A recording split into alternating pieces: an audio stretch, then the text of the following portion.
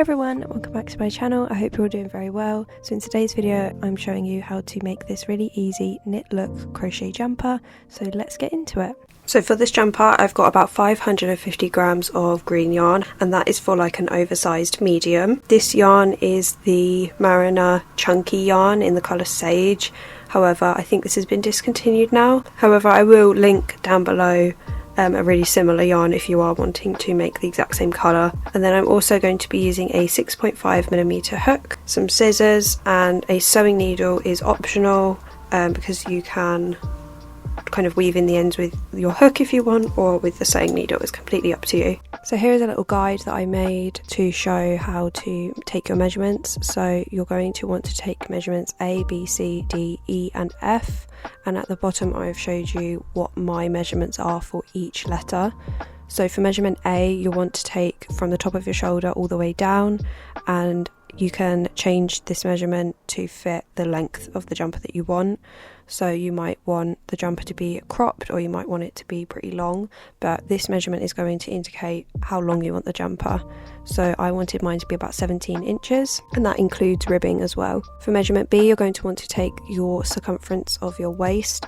If you want your jumper to be much more oversized, make sure that you add more inches to this. I have also done this as well. I wanted my jumper to be oversized. I added about 7 inches, so my waist was about 28, but I added about 7 inches. But yeah, as I said, if you don't want your jumper to be tight, then do not do your exact waist measurement. You want to add more inches to that. It's very important that at that stage you calculate how wide you actually want it to be. For measurement C, you want to measure from the edge of your shoulder to the middle of your collarbone, and this is just going to indicate where you're going to stop crocheting normal rows and start to decrease to make that scooped like neck hole. If you want a larger neck hole, then you're going to want to make a shorter shoulder to mid collarbone measurement. If you want the collar to be closer towards your neck and tighter, then you're going to want to increase your measurement of C.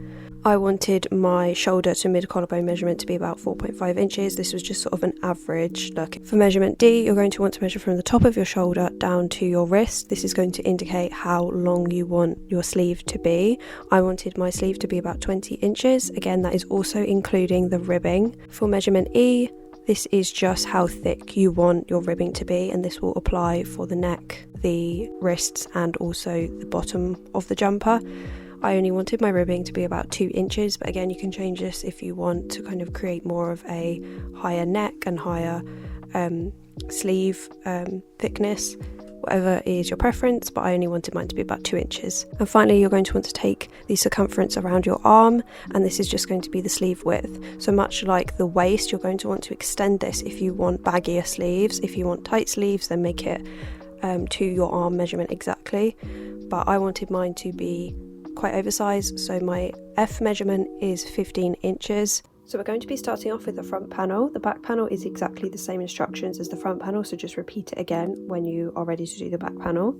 So to create the front panel first row, you're going to want to make a chain. That is your measurement A minus measurement E.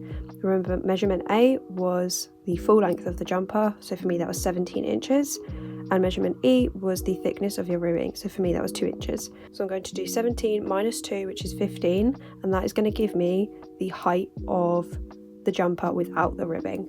So I'm basically just going to start off with a chain that measures 15 inches. So I have made a chain of 45 plus 1 for the turning chain. So for row 1, I'm going to start off by making 1 half double crochet into each chain all the way across. So I'm starting by yarning over, insert the hook into the second chain from the hook. So here's the first and here's the second, like that.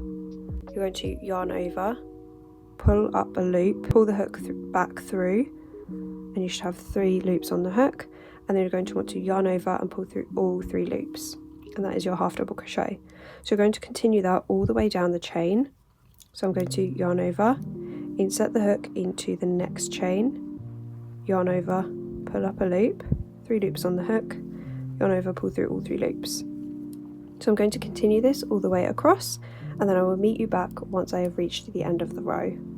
So now I've reached the end of the row, I'm going to start row 2, and for row 2 I'm just going to turn the work and I'm going to make 1 half double crochet into this stitch but into the front loop. So we are working on the wrong side now, and it's the front loop of the wrong side. So I'm going to yarn over, I'm going to pick up the tail just to weave it in as we go, and then I'm going to pick up the front loop of that V.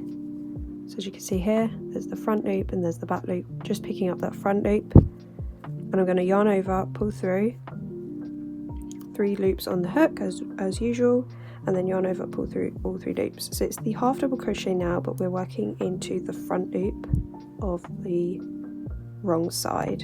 So I'm going into the next stitch, making that half double crochet but in the front loop, and I'm just going to continue this all the way across.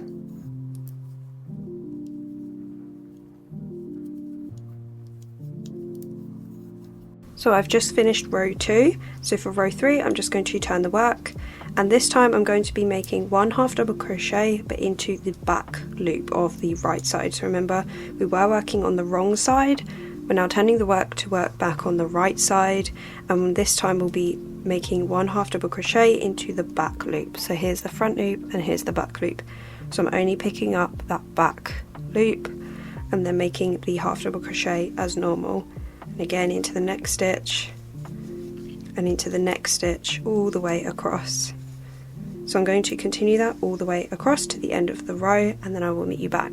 Okay, so I've just finished the 3rd row. As you can see, when we turn the work vertically, you can kind of see this nice looking knit stitch going all the way down. So just as a recap, our work will technically be vertical visually when we have finished the work, like it's going to lay vertically, and then we're going to be working across, making rows as we have been doing.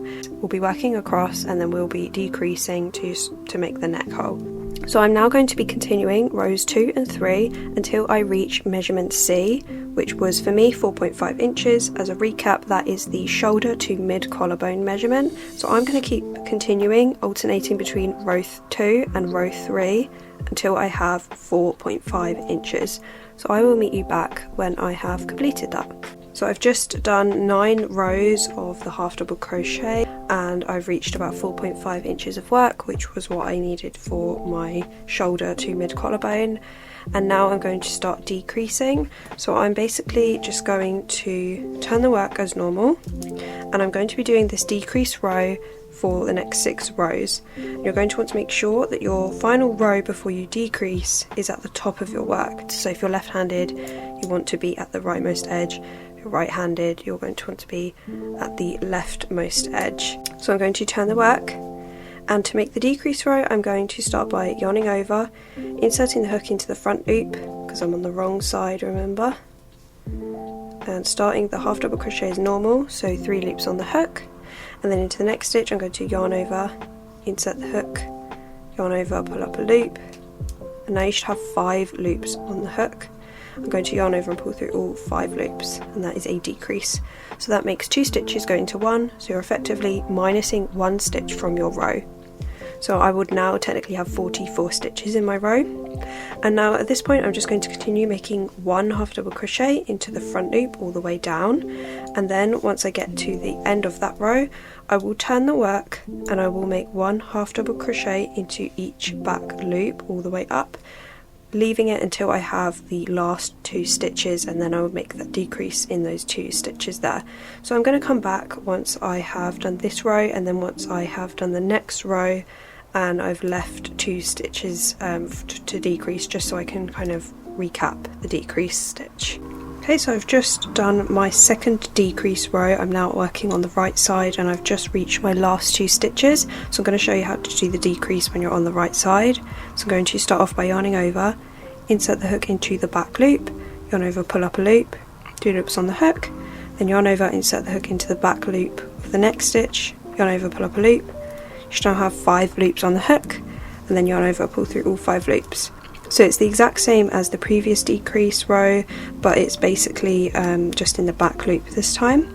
You're going to want to make sure that when you're decreasing at the same edge every time, so you don't want to be like doing it at either edge, because then you're having a decrease at either edge.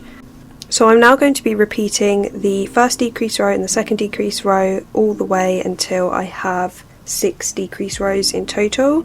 You're going to want to make sure that your last row of the decrease row, you end up at the top of your work, so where the decreases all were. So I will come back at row 15. So I've just finished my 6 rows where I decreased at the top edge, so I've technically minus 6 stitches from the original row that we had. And now I'm just going to be making 4 normal rows, so just half double crochet.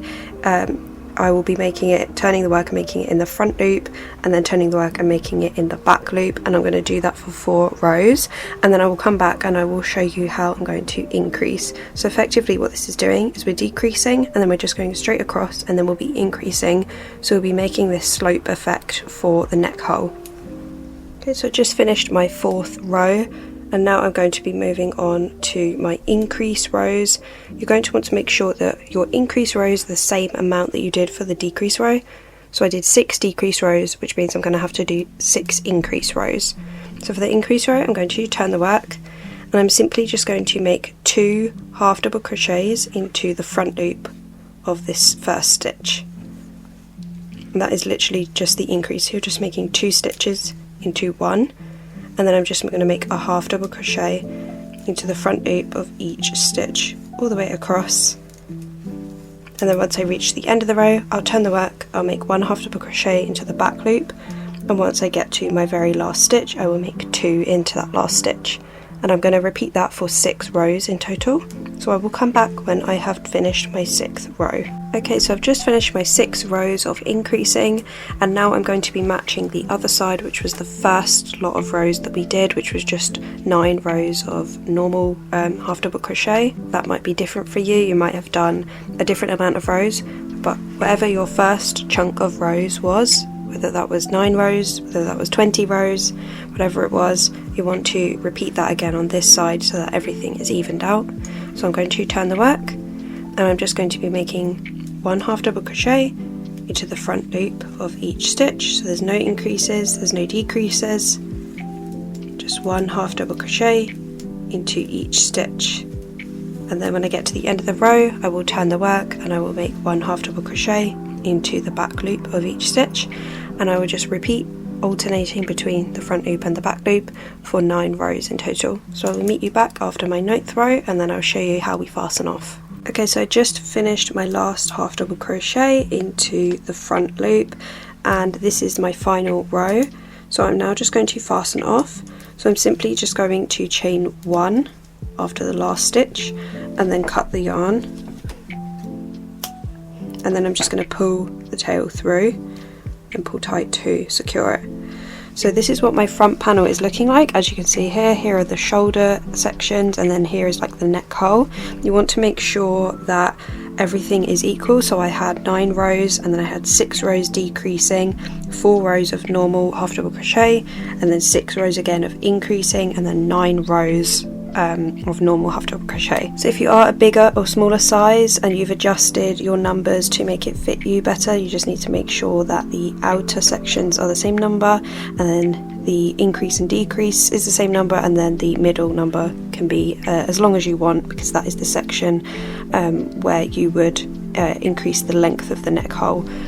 So adjust all of this to your liking. So you're now going to want to repeat the steps all over again for the front panel to make the back panel is the exact same.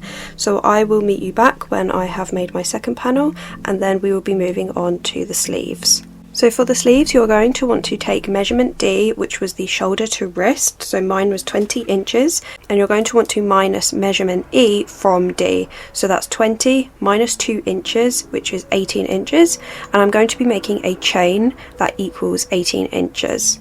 Okay, so for the sleeve, I've done about 53 chains plus 1 for the turning chain, so that's 54 chains in total to equal 18 inches, which was the sleeve length without the ribbing.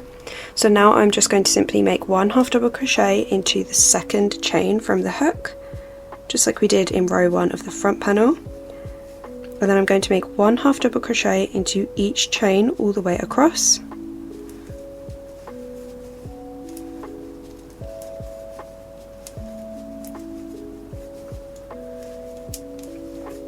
Okay, so I've just reached the end of the row. I'm now going to turn the work, and I'm going to be making 1 half double crochet into the front loop of each stitch. I'm just going to pick up this tail as I go, So I'm just picking up the front loop just like we did before and make a half double crochet, and into the next stitch, into the front loop only, a half double crochet, and the same into each stitch all the way across, one half double crochet in the front loop. Okay, so for row 3 I'm going to just turn the work and I'm going to make one half double crochet into the back loop only of each stitch.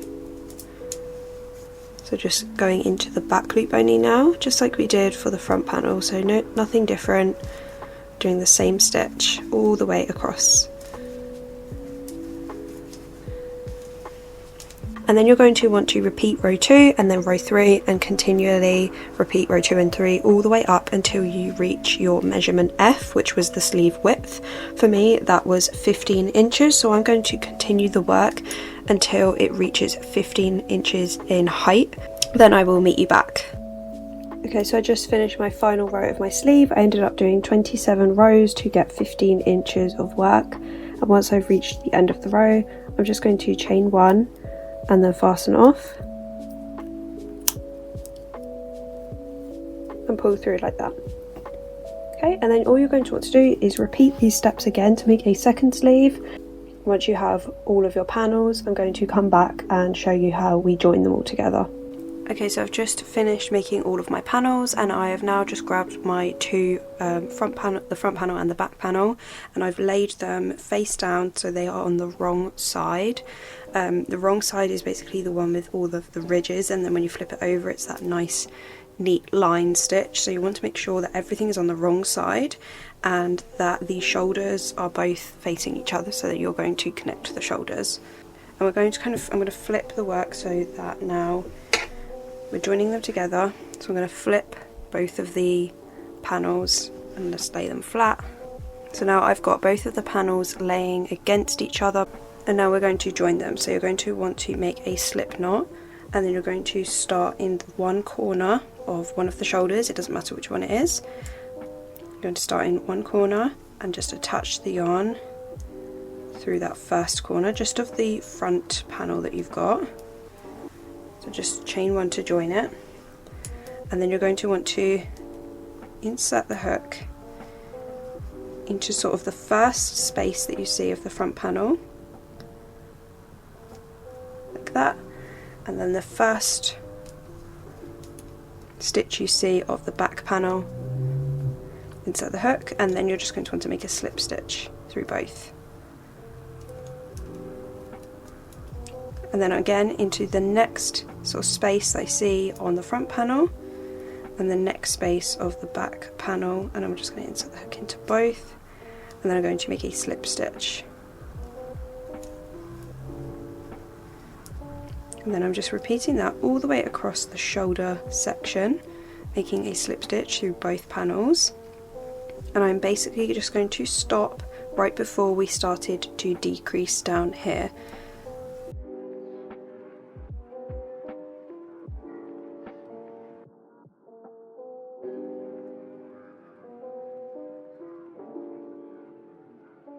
Okay, so once you have finished the shoulder section, I'm just simply going to chain 1 and fasten off. And then I'm going to repeat the exact same thing on the other side. So this time I'm going to join the yarn right at this corner here, and then I'm just going to slip stitch all the way across, and then once I reach the edge I'm just going to chain 1 and fasten off.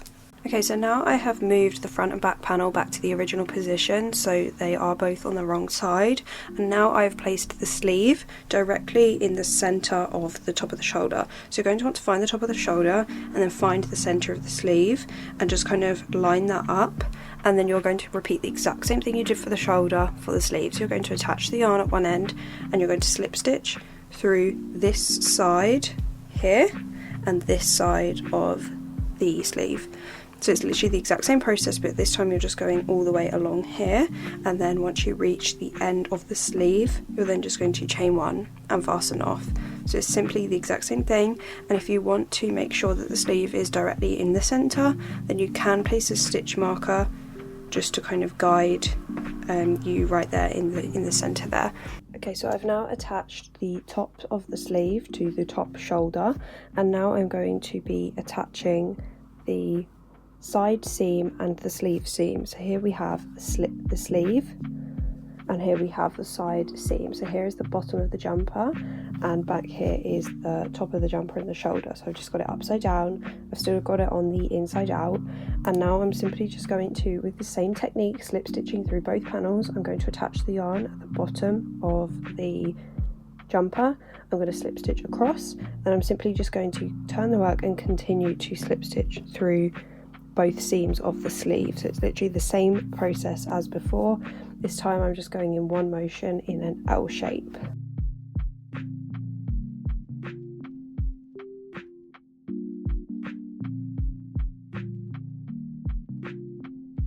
Okay, so we're now going to be working on the neck hole. So I've placed the jumper now, everything is on the right side, so all of the knee edges are now on the outside, so just as the jumper would sit normally. We're going to work on the neck hole, and I'm going to basically attach the yarn in one of the shoulder sections. It doesn't matter which one you do. Just insert the hook into a space and then make a slip knot, then pull the hook through and chain one to attach it. Okay, so now I'm just basically going to make a row where I decrease because I want the neck hole to sit a little bit further in, and this just makes a nicer shape around the neck. So you can do it however you would like. I'm going to decrease probably about every 4th stitch, so I'm going to do about 4 single crochets and then a decrease, where I'm simply just going to skip kind of the next space. And I know that these sort of spaces here aren't really proper stitches, but again, it doesn't really matter, it doesn't have to be perfect, you just need to kind of skip a space here. So you see these like spaces all the way around. So the more single crochets you do and the less decreases you do, the less that your neck hole is going to come inwards. The more decreases you do, the more your neck hole will come in. So let's say you did a decrease every other stitch, so you did a single crochet and then a decrease, your neck hole is probably going to half, so it's going to be very, very small. But for me, I'm going to just do one decrease every 4 stitches. But let's say you did a decrease every 10 stitches, your neck hole is not going to come in very much, so just depending on your preference, and just trial and error and see what you like. But I'm going to do one every 4 stitches. So I'm going to start with my first single crochet, so that's 1, and then into the next sort of space, that's 2, and then into the next space, that's 3, and the 4th. And then I'm just going to kind of skip the next sort of space here and make a single crochet and start my next 4 single crochets here. So I'm just skipping the next one, and then I start again. 1, 2, 3, and 4. Okay, and then I'm going to skip the next space. I'm just going to start my next 4 stitches into the next 4 spaces.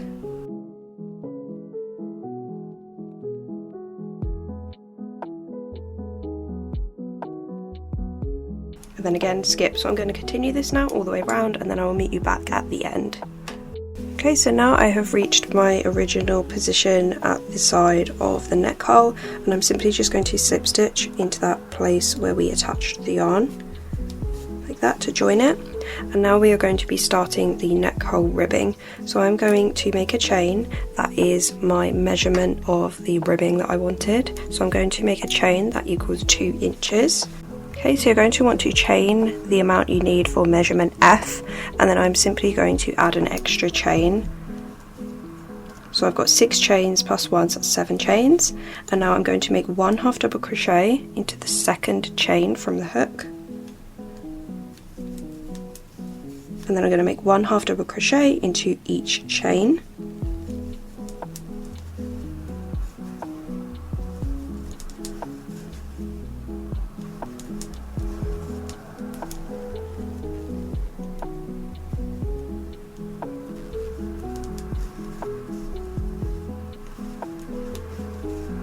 Okay, once you have done all of your half double crochets, you're then going to slip stitch into the next 2 spaces. So right here, so slip stitch and slip stitch. Okay, so that is the end of row 1 for the ribbing. For row 2, I'm going to turn the work around. So now we're working on the back of the work. We're going to skip the next 2 slip stitches, and I'm going to make 1 half double crochet into the front loop only of each stitch. So I'm just picking up the front loop and making a half double crochet, and I'm repeating this into each stitch across.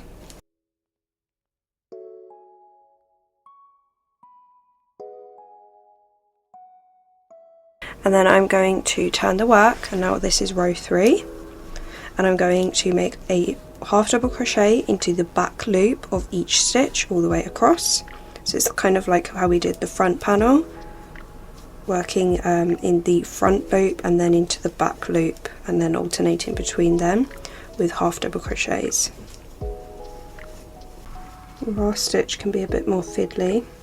And then again I'm going to slip stitch into the next 2 spaces.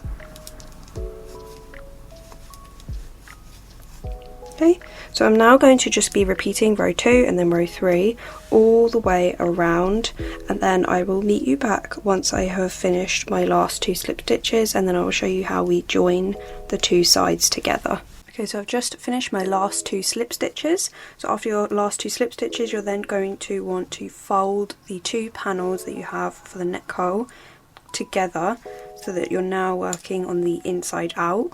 So you're working on the wrong side. So you're going to place the panels together like this. Okay, so you're going to hold the panels together, and then you're going to skip the next 2 slip stitches, and you're going to go through the first stitch of the first panel and the first stitch of the other side, and then slip stitch through both,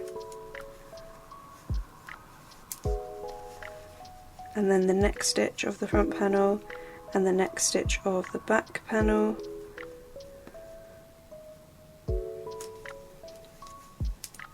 slip stitch, and then continue making slip stitches through both all the way across.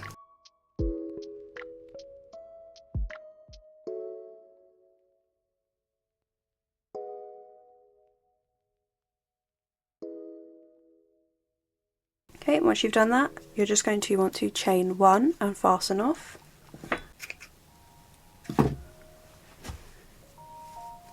That is what the neck hole should be looking like, and I'm basically just going to repeat this now for the sleeves and for the bottom hem. So I'm skipping every 4th stitch to create a little bit more of a decrease around the sleeve and around the hem, and then I'm basically just going to chain up 6 plus 1, and then I'm going to continue to make rows in the back loop and then in the front loop until I reach the other way around. So I'm basically just repeating the same process for the neck hole, for the sleeves as well, and for the hem. So after you have finished all of the ribbing, you are then going to want to weave in all of the ends, and then the jumper is all finished.